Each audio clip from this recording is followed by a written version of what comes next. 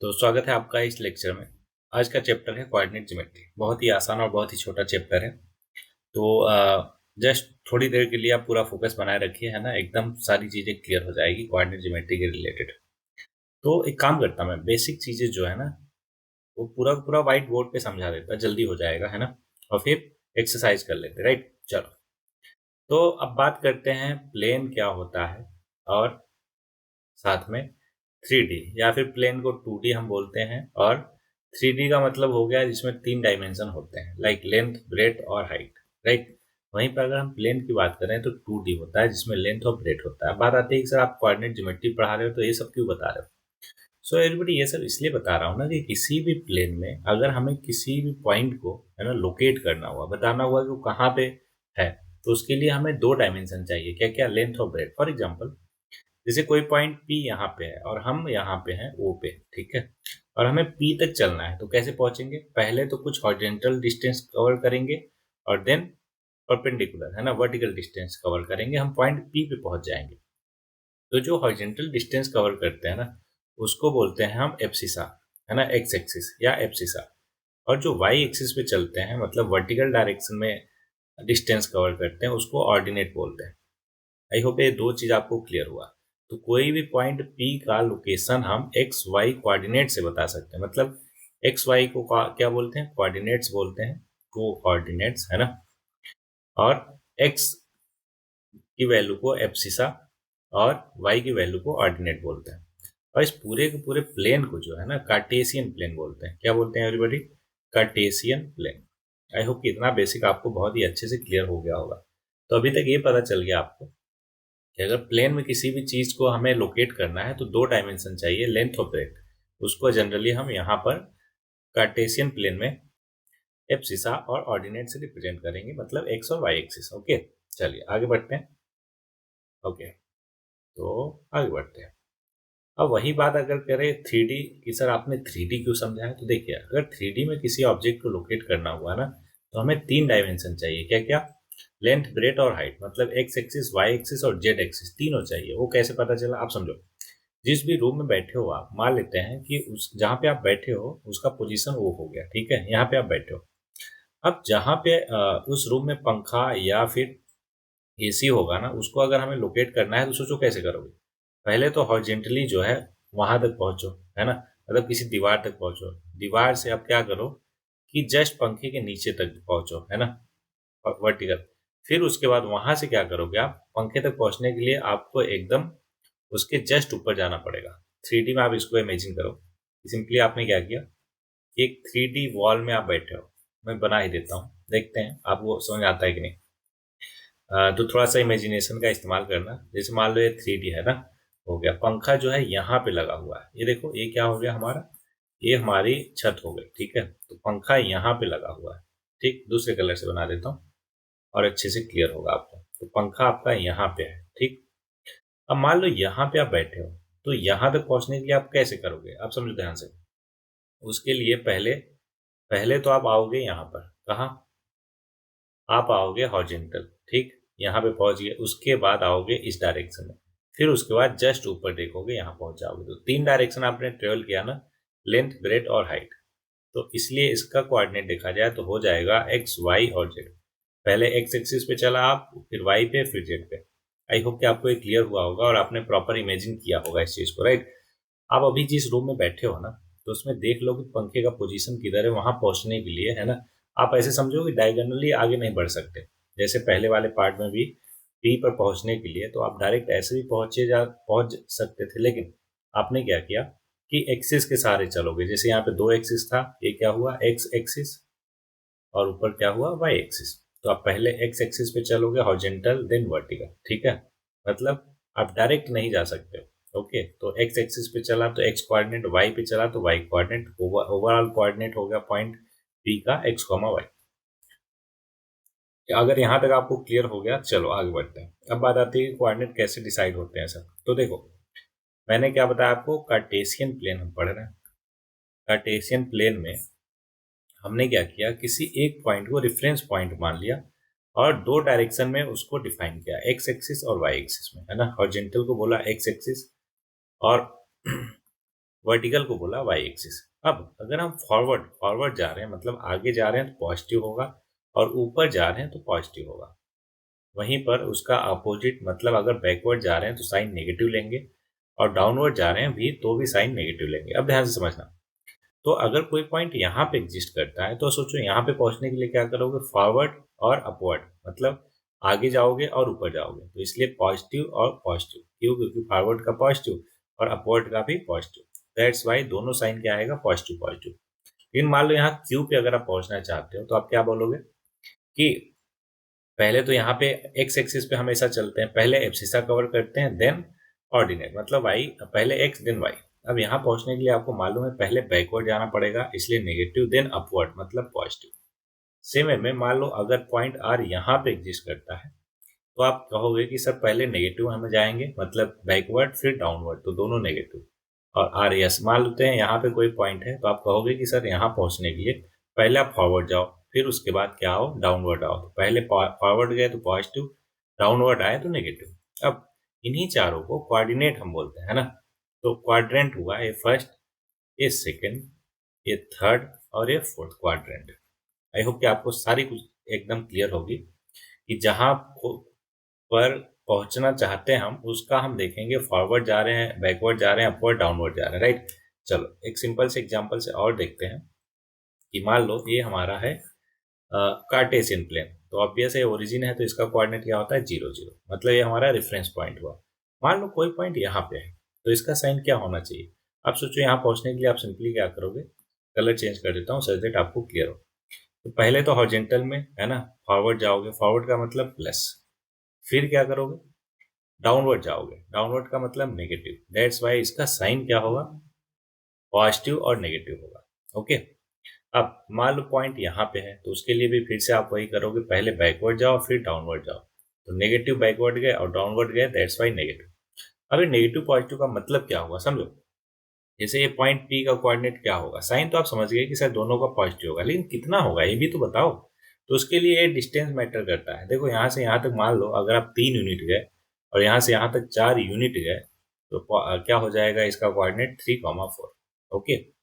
अब एक चीज और ध्यान में रखो, फिर हो गया आपका पूरा पूरा चैप्टर। क्या ध्यान में रखना है, ध्यान दीजिएगा। ध्यान में ये रखना है कि अगर मान लो सर कि आपने सारे क्वाड्रेंट का तो बता दिया, लेकिन अगर पॉइंट उसी लाइन पे एग्जिस्ट करे तो क्या होगा, जैसे ए पी है, ठीक है, तो इसका कोऑर्डिनेट क्या होगा। तो यहाँ पे देखो अगर ओरिजिन से पहले एक्स एक्सिस में चलोगे तो ये क्या हो गया, डिस्टेंस मान लो एक्स है तो ये इसका कोऑर्डिनेट एक्स, तो मतलब एब्सिसा एक्स हो जाएगा।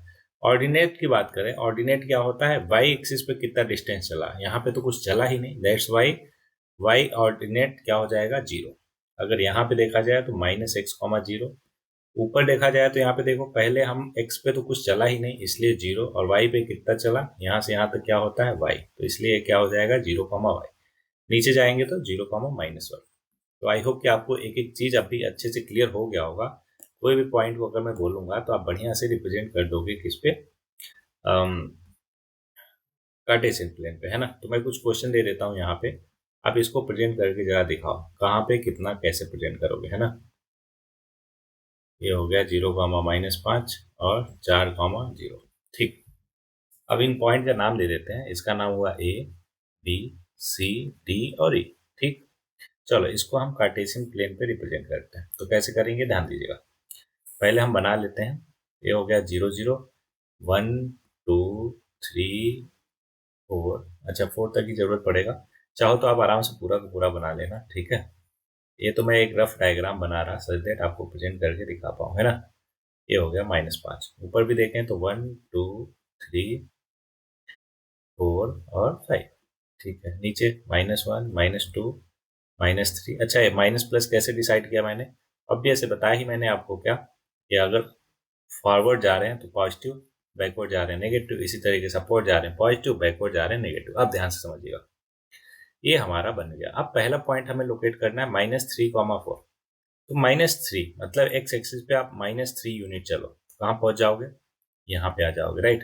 अब फिर क्या है, +4, +4 के लिए ऊपर, तो यहाँ पे देखो ऐसे ऊपर गए आप +4 और ये -3 इधर गए, तो दोनों कहाँ पे कट एक दूसरे को इंटरसेक्ट किया इस पॉइंट ए पे, जिसका नाम हो गया -3, 4। इसी तरीके से 2, -5 आपको प्रेजेंट करना है। तो पहले 2 जाओ कहाँ पे, एक्स एक्सिस पे, तो 1 2 यहाँ पे हो गया। फिर -5 के लिए क्या करोगे, डाउनवर्ड जाओगे, है ना, क्यों, क्योंकि नेगेटिव है। तो ये पॉइंट आ गया हमारा पॉइंट बी, कितना, 2, -5। ओके। सेम वे में -1 -2, तो पहले -1 जाओ एक्स एक्सिस पे, फिर -2 जाओ वाई एक्सिस पे, दोनों को मिला दो, कहाँ पे मिले, -1, -2। ये हो गया पॉइंट सी। या इसी तरीके से डी पॉइंट नहीं बता सकते हो, 0, -5, मतलब एक्स पे कुछ भी नहीं चलना है, 0 ही है, वाई पे -5 यूनिट चलना है, तो ये -5 यहाँ पे दिख रहा है, तो ये हो गया डी पॉइंट 0, -5। सेम वे में 4, 0, मतलब एक्स पे 4 चलना है, वाई पे 0 चलना है, मतलब यहीं पे रह जाना है, तो ये हो गया पॉइंट ई। आई होप कि सारे के सारे पॉइंट कैसे प्रेजेंट करने हैं आपको एकदम अच्छे से क्लियर हो गया। चलो, अगर क्लियर है तो आप देखो क्वेश्चन कितना आसान हो गया आपके लिए, है ना, बस ले देकर इतना ही है और कुछ है ही नहीं इस पूरे के पूरे चैप्टर में। चलो, ये रहा आपके लिए पहला एक्सरसाइज। बोला, how will you describe the position of a lamp, table lamp on your study table to another person. तो उसको ऐसे बोलो, मान लो ये हमारा पूरा पूरा स्टडी टेबल है, जहाँ पर यहाँ पे हम बैठे हैं ना, मान लो स्टडी टेबल हमारा यहाँ पे है, तो सिंपली हमने क्या किया कि इसको मार्क कर लिया, वर्टिकल लाइन और हॉरिजॉन्टल लाइन, ठीक है। और उसको बताओ कि वर्टिकल लाइन में चौथी लाइन में है और हॉरिजॉन्टल में देखा जाए 1 2 तीसरी, तीसरा वर्टिकल, है ना। फिर से देखो, वर्टिकल कौन सी लाइन पे है, पहला, दूसरा, तीसरा, चौथा, चौथा वर्टिकल लाइन पे है, और हॉरिजॉन्टल कौन सी लाइन पे है, 1 2 3, तीसरे पे, तो इसका कोऑर्डिनेट क्या हो गया, 4, 3। ओके। अच्छा, दूसरा क्वेश्चन बोल रहा, थोड़ा सा लेंदी क्वेश्चन है, इसलिए मैं इसका डायरेक्ट आंसर ही बता देता हूँ, ठीक है, आप इसको आराम से पढ़ लेना। तो ये बोल रहा है कि हमारे पास क्या है, मैं भी पढ़ ही लेता हूँ एक बार, है कि नहीं। अ city has 2 main road which cross each other at the centre of the city, ठीक है। दो रोड है जो सेंटर पे एक दूसरे को क्रॉस करता है, ऐसे बना दिया, ये सेंटर हो गया ओ, मान लेते हैं। नॉर्थ साउथ है और ईस्ट वेस्ट है, तो ये हो गया नॉर्थ साउथ और ये हो गया ईस्ट वेस्ट, राइट। ओके। आगे बोला, all other street of the city run parallel to these road are 200 metre apart, these are 5 street in each direction, 5 street हर डायरेक्शन में, मतलब 1 2 3 4 5। सेम वे में ऐसे भी 1 2 3 4 और 5, ये आप अच्छे से बना लेना, मैं तो ऐसे ही रफ डायग्राम बना रहा बस, है ना, 3 4 5, ठीक। ओके, इसको पूरा का पूरा मिला लेते हैं, एक काम करते हैं, इसको व्हाइट बोर्ड पे ही बना लेते हैं, अच्छे से बन जाएगा। पहले क्वेश्चन पूरा का पूरा पढ़ लेते हैं, ठीक है। तो बोल रहा है कि how many cross street can be refer 4, 3। पहले तो ये क्या हुआ मतलब समझते हैं क्वेश्चन को ढंग से पढ़ के। There are many street in your model, a particular cross street is made by 2 street, one running in north-south direction and another in east-west direction. Each cross street is referred to in following manner. If the second street running in the north-south direction, north-south वाला जो second street है, and fifth street in the east-west direction, fifth street किसमें, east-west direction में, तो उसका point हुआ 2, 5। मतलब north south direction में ये वाला पहले लिखेंगे हम, वर्टिकल वाला पहले और हॉरिजॉन्टल वाला बाद में, ठीक है। तो बोला 4, 3 कितने स्ट्रीट का होएगा, और how many cross street can be refer at 3, 4। Okay, तो इसको व्हाइट बोर्ड पे ही बना देते हैं, ठीक है। तो व्हाइट बोर्ड पे आ जाइए, ये रहा आपके सामने व्हाइट बोर्ड। चलो आगे बढ़ते हैं, जैसा क्वेश्चन में बोला वैसा बना लेते हैं पहले, ठीक है। देखो, चारों डायरेक्शन में नहीं है ना, केवल पॉजिटिव डायरेक्शन में ही बनाते हैं, सच दैट बहुत ज़्यादा कॉम्प्लिकेटेड ना हो, ठीक। ये हो गया हमारा पूरा पूरा सेंटर, है ना। अब 5 स्ट्रीट बनाओ, 1 2 3 4 और 5, ठीक है। सेम वे में 5 हॉरिजॉन्टल, 1 2 3 4 और 5। ओके।